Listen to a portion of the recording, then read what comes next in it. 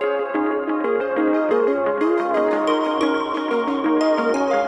Merry Christmas. Happy Christmas. Happy Christmas. Happy Christmas. Merry Christmas. Happy Christmas. Merry Christmas, everyone.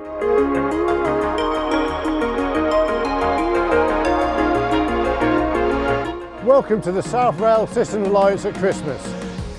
Over the next 10 days, the South Rail Systems Alliance will be working at Newport, Paddington, Old Oak Common, Slough, Southall, Colchester and Ashford. This 10-day period allows us to do major infrastructure works.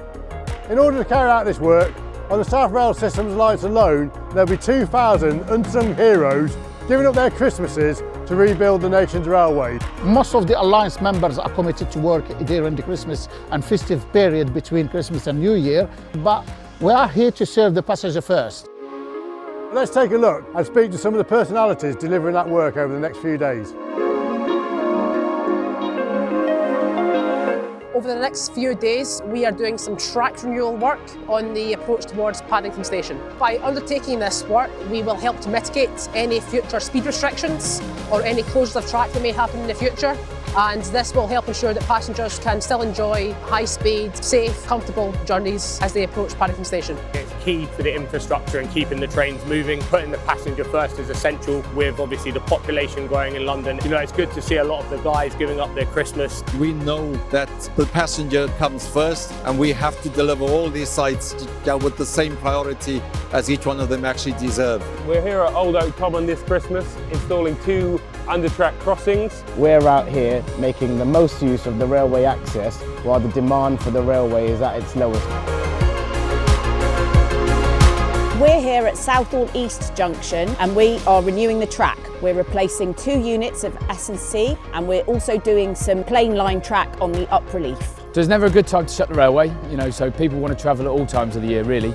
So we have to try and pick the least bad time to do it. And so at Christmas time, when people are generally at home with families, gives us a good opportunity to get access to the railway and renew the infrastructure.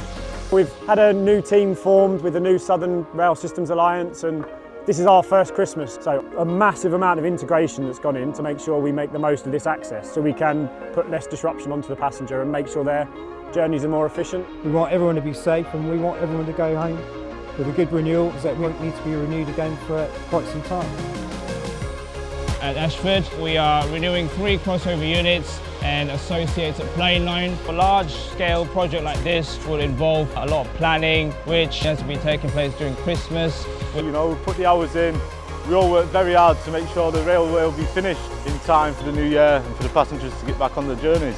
So here at Colchester this Christmas, we've got a 10-day blockade. We've got an S&C renewal, which is the switches and crosses. We've got 7 to renew. On top of that, we've got some quite significant platform adjustments. We're putting the passenger first this Christmas by doing this blockade at Colchester in a short amount of time while the passengers aren't travelling, so we can get the work done. I've been working here since the start, about 4 months ago. It's nice to see the project through to the end over Christmas. After the Christmas break, the station will look better than it did before the start. It will have been resurfaced and the rails will be shiny and it'll look like a brand new infrastructure.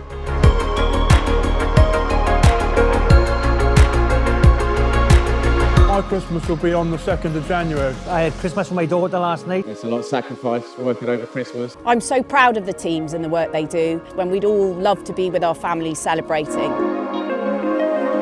Favourite Christmas film? Ooh. Definitely It's a Wonderful Life, without a doubt. Be Home Alone? But Die Hard. Has to be Die Hard. SBL Lawrence of Arabia. Elf. When I was 6, I got my first dog and I named him Scooby. He was a legend, so that was definitely the best present I ever got. Lego. Always Lego. Christmas present I read was for children. I think it's more just sentimental. I always like receiving presents from my mum because actually I come from an Asian background and the fact that we give presents to each other is quite a new thing. So I like going home and receiving. My mum will always give me like pyjama bottoms or something like that. Toughest person to buy a gift for Christmas would no doubt to be my wife. So the toughest person I've had to buy gifts for this Christmas would be my partner.